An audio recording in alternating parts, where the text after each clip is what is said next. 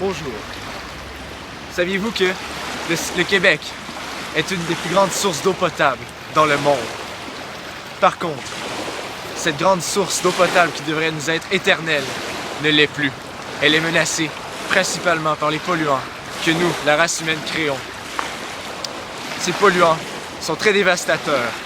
Nous pouvons voir le fleuve Saint-Laurent qui est maintenant un égout à ciel ouvert. Un vrai dépotoir.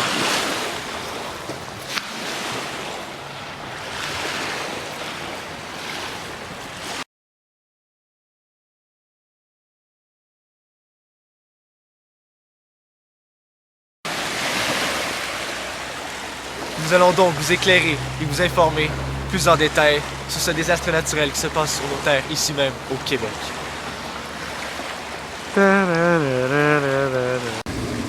Selon la PNU, 80% des pollutions marines seraient d'origine terrestre et anthropique. Parmi ces 80%, il y aurait plusieurs sources notables, dont toxiques, des sources organiques, microbiennes ou par fertilisants, qui viendraient de l'agriculture, entre autres. Parmi plusieurs de ces polluants, il y aurait notamment le dioxyde de soufre, qui lui, soit à l'origine principalement de 68% des industries, mais aussi 27% des services d'électricité. Nos barrages sont polluants. Yo. Connaissez-vous le phénomène des alvéoles? Ce sont des micro-organismes aquatiques qui vivent dans les lacs et rivières. On les appelle les cyanobactéries. Ils causent de graves problèmes de santé, tels que des maux de gorge, des maux de peau. Lorsque les lacs du Québec sont affectés par ces bactéries, il est impossible de se baigner dans ces lacs. Il est impossible d'y boire l'eau, car elle n'est plus potable. Heureusement, le gouvernement améliore ses connaissances sur ces bactéries, essaie de prévenir et sensibilise la population. Chaque année, des centaines de produits chimiques sont déversés dans les océans et sont transportés par les courants marins, principalement à cause des industries qui produisent des tonnes et des tonnes de matières, de métaux lourds qui sont projetés dans les océans. On parle ici de mercure, de plomb, etc.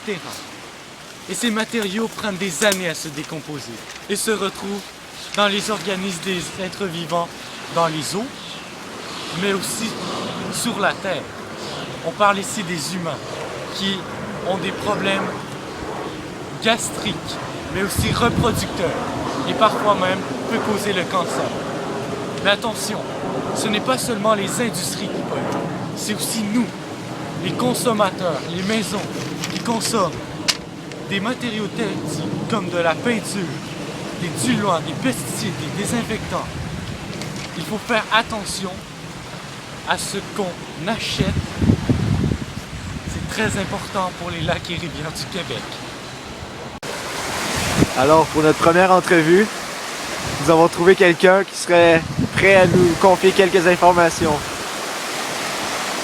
Te voici. Toi, là, qu'est-ce que tu penses des cours d'eau et des conditions de nos lacs et rivières? Je trouve ça vraiment triste, ok? Comment les gens traitent les cours d'eau. Ils jettent des déchets partout. Moi et ma femme, on n'est plus capable de boire l'eau propre, ok? Plus capable de faire de la soupe. Je dois prendre l'eau de pluie, de l'eau en bouteille, puis même des fois de l'eau de piscine.